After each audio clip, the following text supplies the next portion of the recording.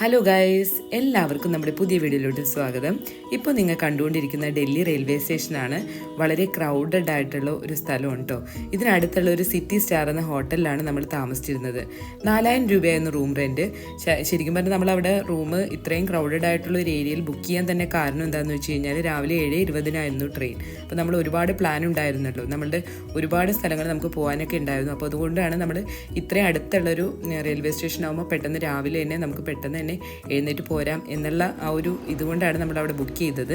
അപ്പോൾ ഇവിടുത്തെ travel desk വഴി നമ്മളൊരു കാറ് ബുക്ക് ചെയ്തിട്ടുണ്ടായിരുന്നു. പക്ഷേ ഭയങ്കര മോശമായിട്ടുള്ളൊരു എക്സ്പീരിയൻസ് ആയിരുന്നു കേട്ടോ സിറ്റി സ്റ്റാറിൻ്റെ ഹോട്ടലിൽ നമ്മുടെ ട്രാവൽ ഡെസ്കിൽ നിന്ന് നമുക്ക് കിട്ടിയത്. അപ്പോൾ നമുക്കത് അത്രയും വെർത്തായിട്ട് തോന്നിയില്ല. ആ കാർ ഡ്രൈവർ ആണെങ്കിലും നമുക്ക് കൂടുതൽ സ്ഥലങ്ങൾ കാണിക്കാനോ അങ്ങനെ ആ പുള്ളിക്ക് ഒരു ഇൻട്രസ്റ്റും ഉണ്ടായിരുന്നില്ല. നമ്മൾ പിന്നെ ഈവനിങ്ങിൽ നമ്മൾ ഓട്ടോയ്ക്കാണ് നമ്മൾ ശരിക്കും പറഞ്ഞാൽ നൈറ്റ് ഡൽഹി ഫുള്ള് കാണാനൊക്കെ ചാൻസ് കിട്ടിയത് നമ്മൾ ഈവനിങ്ങിൽ ഒരു ഓട്ടോ എടുത്തത് കൊണ്ട് മാത്രമാണ്. അപ്പോൾ നമ്മൾ അവിടെ നിന്ന് റൂമൊക്കെ വെക്കേറ്റ് ചെയ്തു. 7 രൂപയിലുള്ള അമൃതസറിലേക്കുള്ള ശതാബ്ദി എക്സ്പ്രസ് ദേ ഇപ്പോൾ വന്നുകൊണ്ടിരിക്കുകയാണ്. ദേ ഇപ്പോൾ നിങ്ങൾക്ക് കാണാം.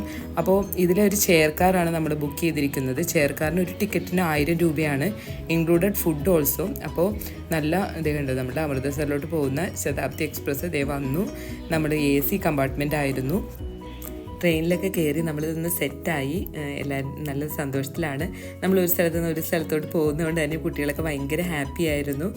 ഞാൻ വിചാരിച്ചു ഭയങ്കര ടയർഡാവുന്നു, പക്ഷേ നല്ല ഹാപ്പി ആയിട്ട് നല്ല രസമായിരുന്നു. അപ്പോൾ ഇത് കഴിഞ്ഞതിന് ശേഷം നമ്മൾ ട്രെയിൻ തുടങ്ങിക്കഴിഞ്ഞപ്പോൾ തന്നെ നല്ല അടിപൊളിയായിട്ടുള്ള പ്രകൃതി രമണീയമായൊരു കാഴ്ചയായിരുന്നു കേട്ടോ. നല്ല കണ്ണിന് കുളിർമ തരുന്ന ഒരു സൂപ്പർ യാത്ര എന്ന് വെച്ച് കഴിഞ്ഞാൽ ഫുള്ള് നെൽപ്പാടങ്ങളാണ്. നമ്മളീ പോകുന്ന വഴി മുഴുവൻ നെൽപ്പാടങ്ങളും നല്ല അടിപൊളി ഇപ്പോൾ നമ്മളുടെ കടുക് കൃഷിയാണെങ്കിലും നല്ല രസമായിരുന്നു. യെല്ലോ കളറിൽ കടുക് കൃഷിയുടെ ഫുൾ പൂക്കളൊക്കെ പൂത്ത് നിന്ന് നല്ല യെല്ലോ കളറിൽ പഞ്ചാബിൻ്റെ ആ ഭംഗി എന്ന് വെച്ച് കഴിഞ്ഞാൽ ശരിക്കും പറഞ്ഞു കഴിഞ്ഞാൽ ആ ഒരു കൃഷിയിടങ്ങളാണ്, നെൽപ്പാടങ്ങളൊക്കെ എന്ത് ഭംഗിയാണെന്ന് അറിയാമോ. നല്ല രസമായിരുന്നു. പഞ്ചാബിലേക്കുള്ള കാഴ്ച എന്ന് വെച്ചാൽ ഭയങ്കര ഭംഗിയായിരുന്നു. നമുക്ക് നല്ല രസമായിട്ട് തോന്നി. അപ്പോൾ ബ്രേക്ക്ഫാസ്റ്റ് കഴിഞ്ഞു. പിന്നെ നമുക്ക് ലഞ്ച് വന്നു. ലഞ്ചിലാണെങ്കിൽ നല്ലോണം നെയ്യൊക്കെ ഇട്ട് നമ്മളുടെ ഈ കറികളൊക്കെ നല്ല ടേസ്റ്റ് ആയിരുന്നു കേട്ടോ. നല്ല ടേസ്റ്റ് ആയിട്ടുള്ള കറികളും പിന്നെ നമുക്ക് ഐസ്ക്രീമൊക്കെ ഉണ്ടായിരുന്നു. ഐസ്ക്രീമും കേടും എല്ലാം നമുക്ക് നമ്മളുടെ ട്രെയിനിൽ നിന്ന് തന്നെ ബുക്ക് ചെയ്തിട്ടുണ്ടായതുകൊണ്ട് തന്നെ നല്ല അടിപൊളി ഫുഡൊക്കെ കഴിച്ചു. പിള്ളേരൊക്കെ നല്ല ഹാപ്പി ആയിരുന്നു. നമുക്ക് അധികം ക്രൗഡഡ് അല്ലായിരുന്നു ട്രെയിനിൽ. അതുകൊണ്ട് തന്നെ പിള്ളേർക്കൊക്കെ സീറ്റിലൊക്കെ ഇരുന്ന് എൻജോയ് ചെയ്യാൻ അപ്പുറത്തും ഇപ്പുറത്തൊക്കെ സീറ്റുകൾ ഒഴിവായി കിടക്കുകയായിരുന്നു. അവർ ഓടി നടക്കുകയായിരുന്നു കേട്ടോ. ഇപ്പോൾ നമ്മൾ കണ്ടുകൊണ്ടിരിക്കുന്നത് ബിയാസ് നദിയാണ്. അപ്പോൾ വലിയൊരു നദിയാണ്. അപ്പോൾ സിന്ധു നദിയുടെ പ്രധാന പോഷക നദിയാണ് ഈ ബിയാസ് നദി എന്ന് പറയുന്നത്. ഇതിൻ്റെ ഉത്ഭവം തന്നെ നമ്മുടെ ഹിമാചൽ പ്രദേശിൽ നിന്നാണ് ഇതിൻ്റെ ഉത്ഭവം. അപ്പോൾ ഹിമാലയൻ പർവ്വതനിരകളിൽ നിന്നാണ് ഇതിൻ്റെ ഉത്ഭവം തന്നെ. അപ്പോൾ ഈ നദി എന്ന് വെച്ച് കഴിഞ്ഞാൽ ഭയങ്കര ലെങ്തിയാണ്. നമുക്ക് ഈ വീഡിയോയിൽ കണ്ടാൽ തന്നെ അറിയാം. വീഡിയോയിൽ ഒരുപാട് നേരം ഞാൻ എടുക്കുന്നുണ്ട്. ഈ ബിയാസ് നദിയുടെ ആ ഫുൾ ലെങ്ത്ത് നമുക്ക് വീഡിയോ തന്നെ നല്ല ലെങ്തി ആയിട്ട് തോന്നും. അപ്പോൾ അത്രയ്ക്ക് ദൂരമുള്ളൊരു അത്രയ്ക്ക് നീട്ടമുള്ളൊരു നദിയാണ്. നമുക്ക് ഈ ഫോട്ടോ വീഡിയോ ഒക്കെ എടുക്കുന്നത് നമ്മൾ ട്രെയിനിലിരുന്നായതുകൊണ്ട് ഇത്രയും നമുക്ക് ക്യാപ്ചർ ചെയ്യാൻ പറ്റുകയുള്ളൂ. കൂടുതലായിട്ട് സൂം ചെയ്തൊന്നും കാണിക്കാൻ പറ്റിയില്ല. ഞാൻ ആ എടുത്തിരിക്കുന്നത് നമുക്ക് അറിയാൻ പറ്റും എത്ര നീളം കൂടിയ നദിയാണെന്ന്. അപ്പോൾ നമ്മൾ ഈ നദിയൊക്കെ താണ്ടി നമ്മൾ പഞ്ചാബിലോട്ട് പോവുകയാണ്.